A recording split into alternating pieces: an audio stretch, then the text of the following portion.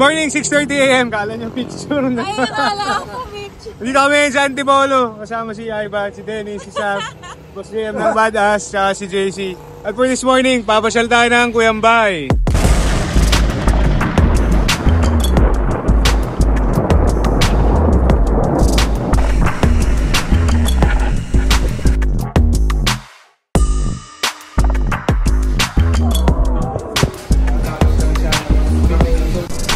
What's up guys? Good morning! So nandito tayo ngayon sa Teresa for this morning. Like I said, papasyal tayo ng Cuyambay. So Cuyambay is partly off-road, no? Pero it's very famous sa amin sa mga taga Rizal, no?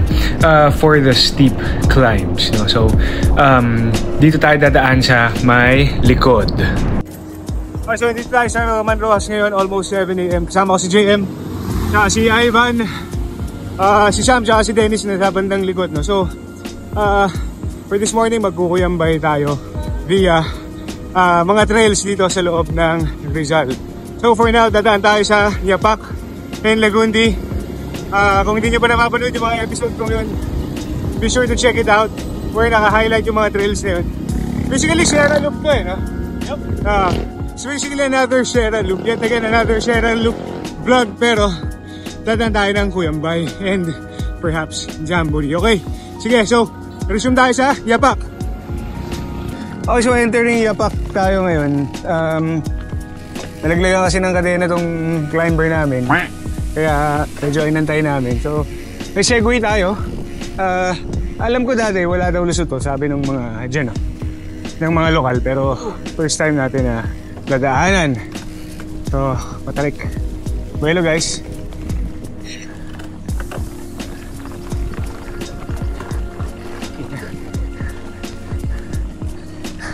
So mali gear ng gravel ni Dennis.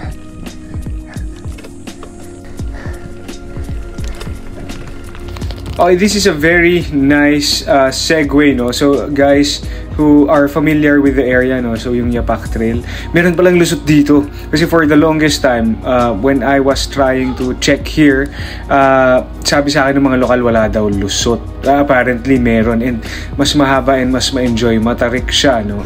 Followed by this long downhill na masarap. Nothing technical, no? Fire road lang, pababa lang, off-road lang. Yun lang, may mga bahay sa kaliwa at kanan, may muntik lumabas na aso dyan sa kanto sa kaliwa. So, ingat lang. This will still go through the main route of Yapak, no? So we just finished with Yapak climb and now it's part of the downhill. Now, si JM muntik dito, no? Kasi may nahulog na puno ng saging sa rats, no? Hindi niya alam na may rats, so buti na save niya. Nice save, mother. Nice save, gago. Ingat. Okay, so we're done with Yapak. We're now here in Lagundi. Magkakabit kasi yung trail na yun after Yapak, Lagundi. Pero may option ka not to go through this. However, this is much faster. Yun nga lang, off-road, no? So this leads out to the highway. Ngayon, this is the shortest way kasi we could have passed through the highway. But of course, syempre, it's more fun off-road. And it cuts the travel by about 1.5 or 1.8 kilometers approximately, no? So we're out of the trails already, no? Dito na tayo sa highway. Ayan, tropa sa likod. Babaybayin lang natin to hanggang sa kanto ng Sampaloc. Re-refill kami ng tubig. Times 2 talaga effort basta trail, no? And then, resume na tayo sa Sampaloc climb towards main climb natin for this morning, which is Cuyambay. Okay ba kayo? 7-Eleven, Tandang Kutso. Medyo napagod kami sa mga pa-intervals ni Sir JM. So magre-refill muna kami. Naubos lahat ng supply, After nito, kaliwa na, alam nyo na, Tanay, aahaw na tayo. Maganda panahon, maaraw. So refill lang, tapos resume tayo doon. Aahaw muna tayo konti ng Sampaloc, Tanay. And then kakaliwa tayo sa Padaranak Falls. So papakita ko natin mamaya. Okay, so we just climbed the first few kilometers of Sampaloc climb. Then to get to Daranac Falls, I mean, to Cuyambay, no? Dadaan muna tayo sa Daranac Falls, which is dito. So you have to turn left here. Okay, si both feet that goes straight to Daranac. Okay. Okay, so to get to Cuyambay, you first turn right here kasi pag diniretso nyo yun, Daranac Falls yun. So magra-right ka dito. Pagka-right nyo, so medyo downhill to, mahaba-haba, mga about 600 meters. Pero it's fun, pwede kayo mag-speed kasi kita naman yung nasa tanaw. And you will get to an intersection where you will turn left. Well, for our case, may segue kasi na sinasabi si JM. Nag-left muna kami to Rawang, where we will look at a fresh river na pwede tayo maligo. So we're at Tanay Nature Park. Meron siyang entrance fee. Magkano yung entrance, kuya? 50. 50 lang. Tanay Nature Park ka. Iba na po. Segue muna bago mag-Cuyambay. Tanggal walwal. Dito tayo sa Tanay Nature Camp ba? Tanay Nature Farm, no? So, this place was originally discovered by Sir JM. Yan. Siya nagdala sa amin dito. So, tanggal walwal muna saglit bago umahon ng Cuyambay. Yung dalawa ayaw eh, si Ivan tsaka si Dennis ayaw. Mga high pips, masiselan. So, babad muna kami dito. So, besides yung patis na napakalamig, ice cold, parang nag-ice pa. Sakto, perfect pa. The cave siya, parang cave eh.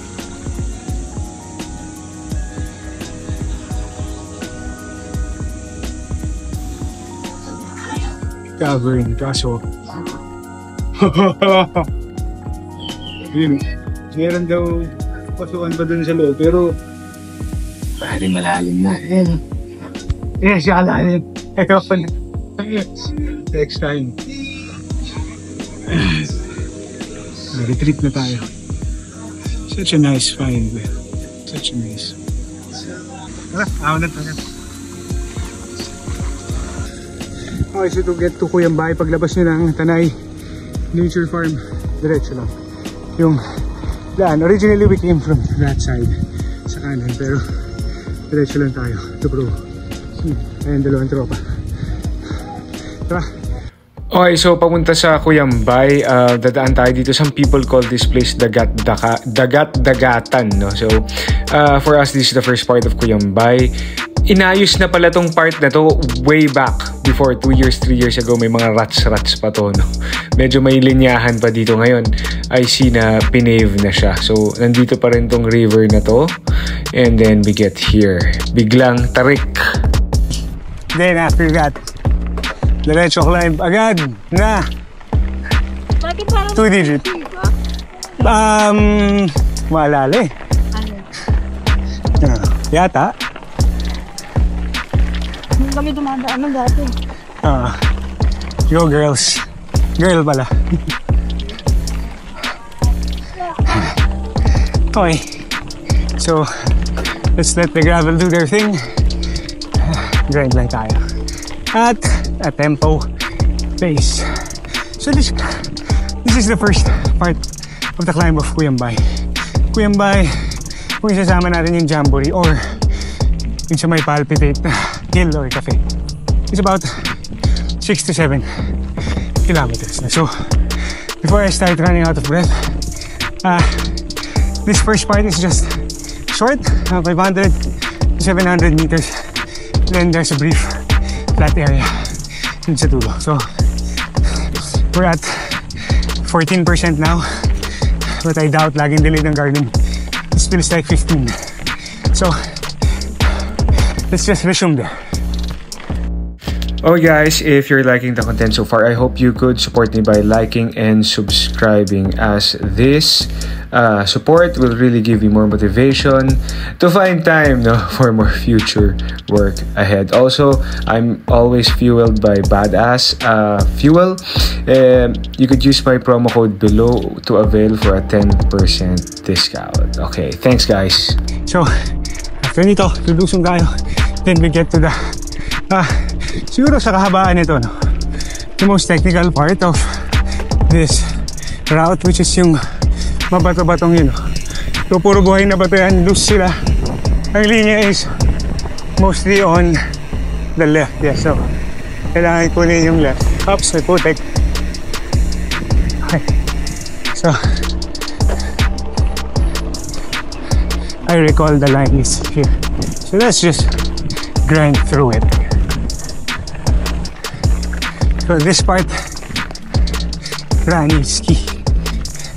Besides the gradient, the terrain is very loose. And baho-baho talaga.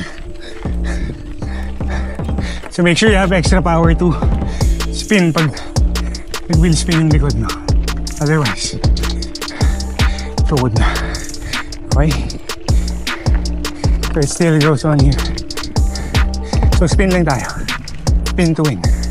Yeah. Grabe, hiningal ako ulit nung pinanood ko yun, nung ini-edit ko to. Anyway, after that long rocky climb, we get to this descent. Tapos may isang bungee climb ulit dito na maikli lang. Pero more or less, tapos na yung pinakamahirap na part, no? When we get to this point, sada na siya. So I'm surprised to see lots of cars and motorcycles na dito. Talagang nagiging tourist spot na to because of the nice areas and destinations around. Okay, then so that is this brutal climb. Brutal indeed. Parang peak dito is 24%. So I'm at the edge of my seat already. So after that hunat part, it's okay na dito.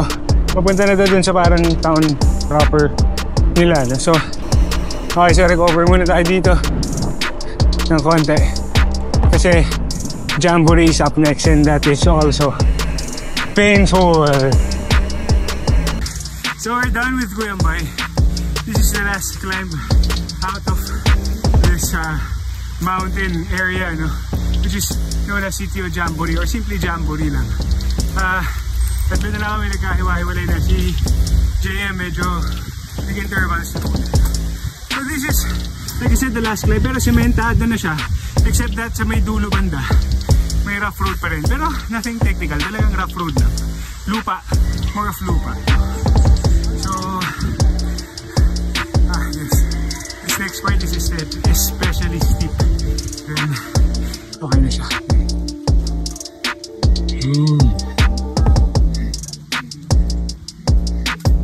So, awayin lang namin to, then mag-regroup siguro kami sa dulo, sa highway na ng Marilaki. Out! So na yung dulo part ng Jamboree, no?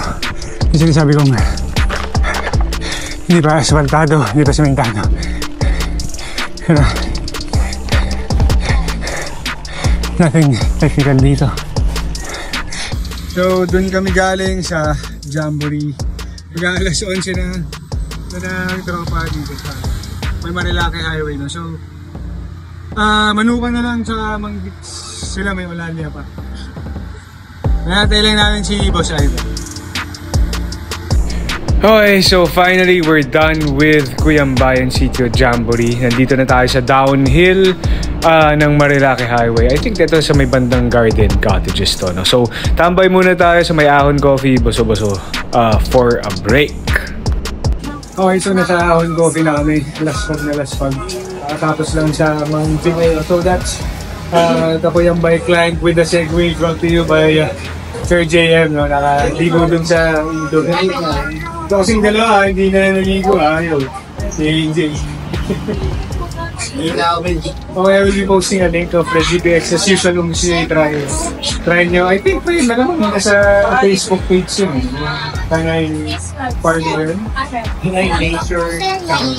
Parang gano'n. Oo, parang gano'n. Almost. Okay guys, and we'll see you next time. Bye!